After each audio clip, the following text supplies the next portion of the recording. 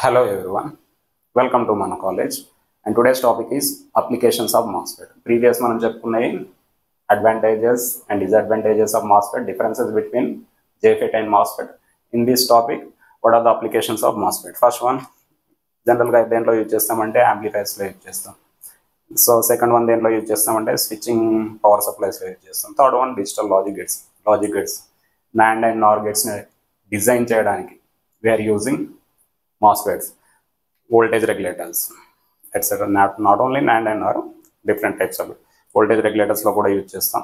They are used in the voltage because they control the amount of voltage. Voltage ni control cheyadaniki in the voltage regulators we are using MOSFETs.